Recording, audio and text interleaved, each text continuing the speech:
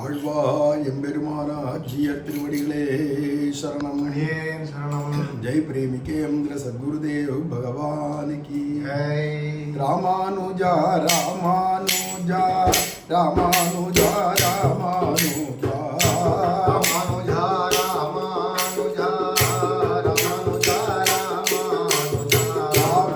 ராமானுஜா ராமானுஜா ராமானுஜா ராமானுஜா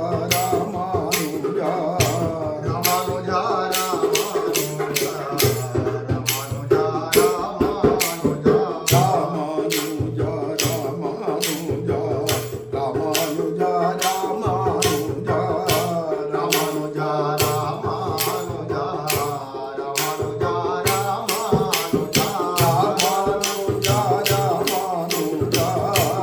ராமானுஜா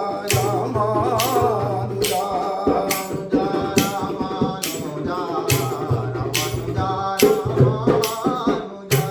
சுவாமி ராமானுஜாச்சாரிய பகவான் கி ஜெய். பெரியவாச்சான் பிள்ளை திருவடிகளே சரணம்.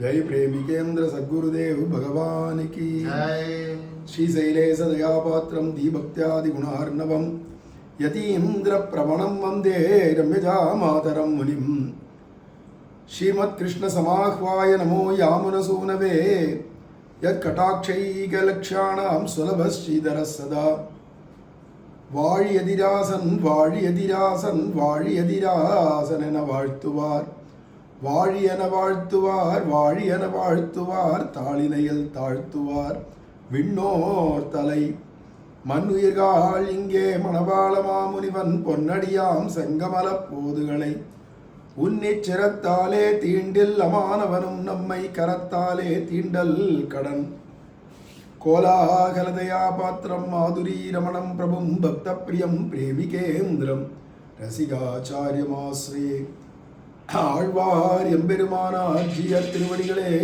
சரணம். சரணம். ஜெய் பிரேமிகேந்திர சத்குருதேவ் பகவான் கி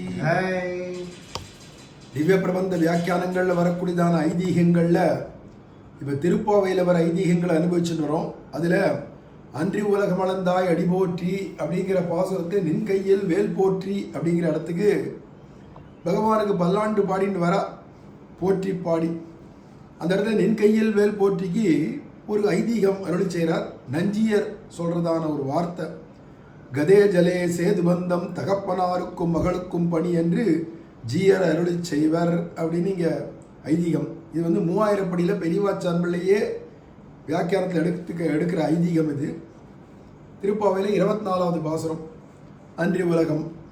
அந்த இடத்துல சொல்றார் கதே ஜலே சேது பந்தம் அப்படின்னா என்னன்னா, பொதுவாக வெள்ளம் ஊருக்குள்ள வரத்துக்கு முன்னாடி அணை கட்டுறது அப்படிங்கிறது ஒரு வழக்கம். அப்போதான் ஊர் உள்ள தண்ணீர் அதனால ஊருக்கு சேதம் ஏற்படாத பார்த்துக்க முடியும். ஆனால் வெள்ளம் ஊரெல்லாம் அடிச்சுன்னு போய் அதுக்கப்புறமா வெள்ளம்லாம் வடிஞ்சு போய் ஊர் பழையபடிக்கு ஆனதுக்கு அப்புறமா உட்காந்து மெனக்கண்டு இப்போ சேது கட்டுறாளாம், அணை போடுறாளாம். எதுக்கு இப்போ போடுறா அப்படின்னா, அது இழந்ததுக்காக அப்படின்னா, அதான் போனது போயிடுத்தே, அதான் இழந்தாச்சே, இப்போ அது திருப்பி மீட்க முடியும் அப்படின்னா மீட்க முடியாதுதான்.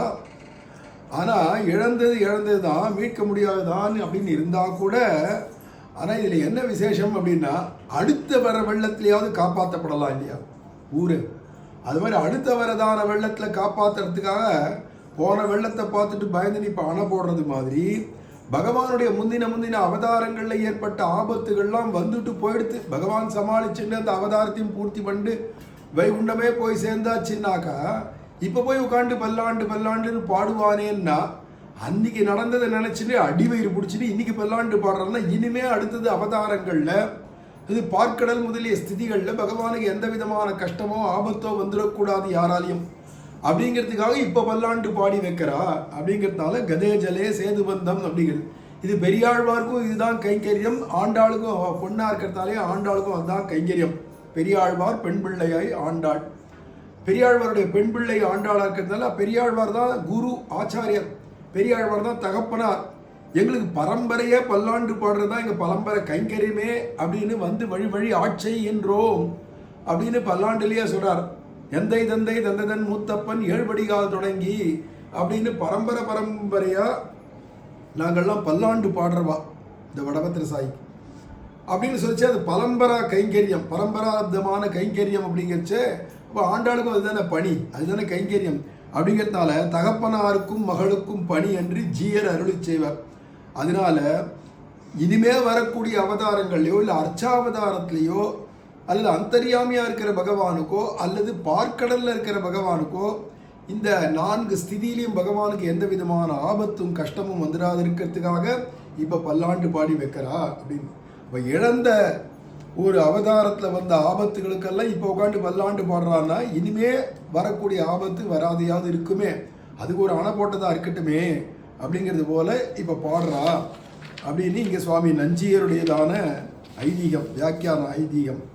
அதுக்கடுத்தது அடுத்த பாசுரம் 25வது பாசுரத்துக்கு 6000 படியில் சுவாமி அழகிய மணவாள பெருமாள் நாயனார் அவர் வியாக்கியானம் விட்டு அருளச்சே ஒருத்தி மகனாய் ஒளித்து வளர அப்படிங்கிற இடம். பொதுவாக இவளுக்கும் ஒருத்தி மகனாயினார். அங்கே தேவகிக்கு தானே பிறந்தான், உண்மையா தேவகிக்கு தான் ஒருத்தி மகனாயின்னு சொல்லணும். இவளுக்கும் பிறந்தான் அப்படிங்கிறது மாதிரி இங்கே வளரதானே வந்திருக்கான். எப்படி இவளை பெத்தவள்னு சொல்ல முடியும்? அவளை பெத்தவள்னு சொன்னால் நியாயம். ஏன்னா பெத்தவள் அவள் தான் தேவகி, யசோதை வளர்த்தவ தானே. ஆனால் பெத்தவளாட்ட ஒருத்தி மகனாய் அப்படின்னு சொல்லணுமா அப்படின்னா அந்த இடத்துக்கு சொல்கிறார், அவளுக்கு என்றைக்குமே முளைப்பால் உண்டு அழுது வளர்ந்த இடம், அதுதான் பெத்த இடம் அப்படிங்கிறது. வெறுமனை வளர்க்கிறவ 1000 பேர் இருக்கலாம், ஆனால் முளைப்பால் கொடுத்தாளா அந்த சம்பந்தம் இருக்கானா? தத்து எடுத்துண்டா அப்படின்னு சொல்ல முடியாது. தத்து உண்டாள்களோ தானே பெற்றாள்களோன்னு சொல்கிற அளவுக்கு தானே எல்லாம் இருக்கு. பெத்தவளாக இருந்தால் அவள் முளைப்பால் கொடுத்து வளர்த்துருப்போம். வளர போகிற இடத்துல முளைப்பால் இருக்காது, பசும்பாலை தான் கொடுத்து வளர்த்துருக்கணும். ஆனால் யசோதை பிராட்டிகிட்ட பால் குடிச்சிருக்கான், அதன அம்மா முன்னாயே அப்படின்னு கூப்பிடுறாளே, சுரந்த முலை உணாயே அப்படிங்கிறா. இப்படிலாம் முலை சாப்பிட்டான்னு வேற பாகவதாதி புராணங்களில் வேற இருக்கு. அப்போ இந்த விஷயத்துக்கு எப்படி அப்படின்னா, அவளுக்கு முலை சுரவான் என்றதாகில் இவன் அழுது முலை உண்ணான் என்றானாகில் உமக்கு சேதமன் என்று பட்டர். இந்த இடத்துல பராசர பட்டர் காலட்சேபம் சொல்லிட்டு இருக்கார். இப்போ அவருடைய சிஷ்யரான நஞ்சியர் கேள்வி கேட்கிறார், இவ்வளோ பெத்தவள் இல்லையே, இவளுக்கு எப்படி முலை சுரந்திருக்கும், பால் எப்படி சுரந்திருக்கும்? இவளுக்கு பெத்தவளுக்கு தானே பால் சுரக்கும். இந்த உறுப்புங்கிற ஸ்தனம் எல்லாருக்கும் உண்டு, பொம்மநாட்டிகளுக்கெல்லாம். ஆனால் குழந்தைய பெத்துண்டா விட்டு தான் பால்ன்றது சுரக்கும். அப்படிதான் பகவான் அமைக்கிறான். எப்படா அந்த குழந்தை வெளியில வருதோ அப்போ பார்த்தா அடுத்த க்ஷணம் பால் சுரக்க ஆரம்பிச்சிடும். ஏன்னா அதுக்கு ஆகாரம் பகவான். வயிற்றுல இருக்கிற வரைக்கும் அம்மா சாப்பிட்றதான சாப்பாடு மூலமாக நேர குடல் துவக்குன்னு சொல்லுவா இல்லையா, அதாவது குடல் உறவு அப்படின்வா, தொப்புள் கொடி உறவுன்னு சொல்லுவா பொதுவாக. அந்த மாதிரி தொப்புள் கொடி உறவு இருக்கு இல்லையா, அது வழியாக தான் இப்போ சாப்பிட்ற சாப்பாடெல்லாம் அந்த குழந்தையுடைய தொப்புள் வழியாக அதனுடையதான வயிற்றுக்கு போய் அது உடம்புக்கு போகிறது ரத்தம் மூலமாக. அப்படி தானே இருந்தது. வெளியில் பிறந்துடுத்துனா இப்போ அம்மா வயிற்று குடல் வழியாக வராது, அதுக்கு தொப்புள் வழியாக வராது அப்படின்னா உடனே பாலை கரெக்டாக பகவான் சுரக்கும்படியாக பண்ணுறான். இயற்கையில் பகவானுடைய சிருஷ்டி அப்படி ஆச்சரியமாக இருக்குது. எல்லாருக்கும் படி அளக்கிறவனே அவன் தான். வயிற்றுக்குள்ளே இருந்தாலும் ஒரு விதமாக, வெளியில் வந்தால் முளைப்பால், அப்புறமா ஆகாரம் சாப்பிட்ற வரைக்கும் 6 மாதத்துக்கு அப்புறமா ஆகாரம் சாப்பிட ஆரம்பிச்சிருந்தோம். அப்புறம் பருப்பு சாதம் தயிர் சாதம்னு எல்லாத்தையும் ஊட்ட ஆரம்பிச்சிடும். இப்போ அது வரைக்கும் அப்போ பால் சுரந்தாத்தான் பெத்தவள்னு ஆகும். பெத்தவளுக்கு தான் பால் சுரக்கும். அப்படி இருந்துச்சு தேவகிக்கு பால் சுரக்கிறதுனா நியாயம். அங்கே தேவகிக்கு பால் சுரக்கணும், இங்கே நடந்த யசோதைக்கு சுரக்கிறதே. இது எப்படி நடக்கும் அப்படின்னா, அவளுக்கு முலை சுரவான் நின்றதாகில் இவனுக்கு அழுது முலை உண்ணான் நின்றானாகில். ஒரு காலம் அவளுக்கு முலை சுரக்கலை, பால் சுரக்காட்டா கூட இவன் அழுது அடம் பண்ணி அந்த மார்பில் கையை வச்சு எனக்கு பால் வேணும்னு அடம் பண்ணி அழுதானா சுரக்காது எப்படி போகும்? ஏன்னா இவனுக்கோ அகடித கடனா சாமர்த்தியமுடைய சர்வேஸ்வரன், அவளுக்கோ எம்புத்திரன் கோவிந்தனை, என் புத்திரன் கோவிந்தனை, என் புள்ள நாம் பெத்த புள்ளன்னு நினைக்கிறார். பாவனா பிரகர்ஷத்தினாலையும் அவளுடைய பாவனா பிரகர்ஷத்தினாலையும் பால் சுரக்கிறதுக்கு வாய்ப்பு இருக்கு. இந்த குழந்தையோ அகடித கடனா சாமர்த்தியமுடையதான சர்வேஸ்வரனான பகவானா இருக்கிறதுனால இவன் தொட்டுட்டான் அழுதுட்டான்றதுனாலேயே அதை வரவைக்க முடியாதுன்னு. ஒரு மலையில் போய் ஒரு குச்சியால் அப்படி தட்டினா அங்கேருந்து தண்ணீர் ஜோன்னு கொட்டுறது. நூப்புர கங்கை அப்படின்னு அழகர் மலையில் இன்றைக்கும் கொட்டின்னு இருக்கு. என்னைக்கு தோணித்தோ மலையன் துஜ பாண்டியனுக்கு இன்னே வரைக்கும் அங்கேருந்து தண்ணீர் கொட்டிகிட்டே இருக்கு. நூப்புர கங்கைன்னா ஒரு தோத்திர கங்கான்றது மாதிரி இங்கே ஒரு அப்படி கொம்பு எடுத்து குத்தினா அது கொட்ட ஆரம்பிச்சு இன்ன வரைக்கும் கொட்டுறதுன்னா, அம்மாவுடைய முளைக்காமலோட கை வச்சு பால் வேணும்னாக்க ஏன் வராது? சங்கல்ப மாத்திரத்தில் உண்டாக்க முடியாது, சிருஷ்டிகர்த்தாவே வந்தானே. அப்படிங்கிறதுனால அவன் அழுதான், கையை போய் வச்சான், சங்கல்பிச்சான். இவளுக்கும் பாவனா பிரகாசத்தினால என்னுடைய புள்ள, நான் பெத்த புள்ளன்னே நினைக்கிறா. அப்படி வச்சா ஏன் முளை சுரக்காது? அவன் அழுதான், அடிச்சான், உதைச்சான், இல்லாட்ட ஏதோ அழுதான், இல்லை பிசைஞ்சான், கையால் ஸ்பர்சிச்சான், சங்கல்பிச்சான், இவளுக்கு பால் சுரந்தது, அவன் குடிச்சான். உனக்கு என்ன ஏன் சேதம்? உனக்கு என்ன மோசம் இப்போ அப்படின்னு கேட்கிறாராம் நஞ்சியரை பார்த்து. பெட்டர், அவளுக்கு முளை சுரவான் என்றதாகில் இவன் அழுது முளை உண்ணான் என்றானாயில் உமக்கு சேதமென். உனக்கு என்னாச்சு?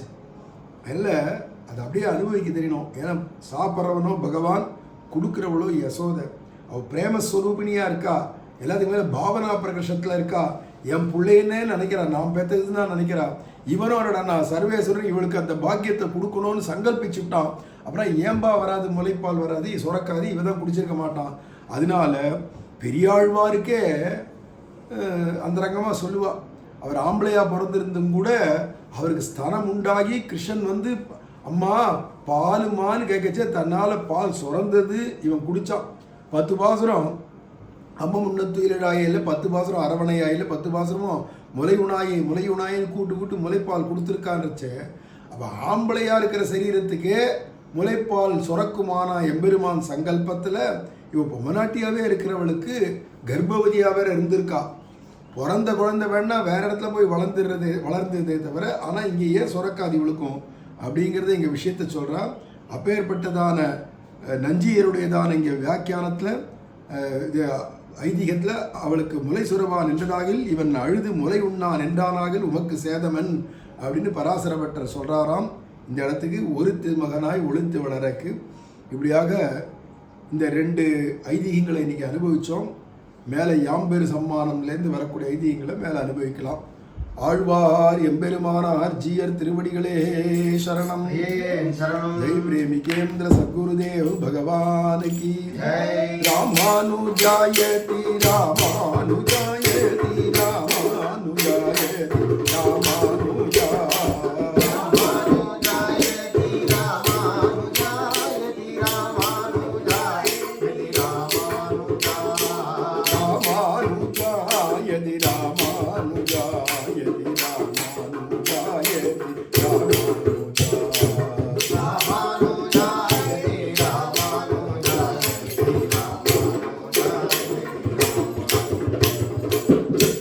ராமானுஜாச்சாரிய பகவான் கி சுவாமி பெரியவாச்சான் பிள்ளை திருவடிகளே சரணம்.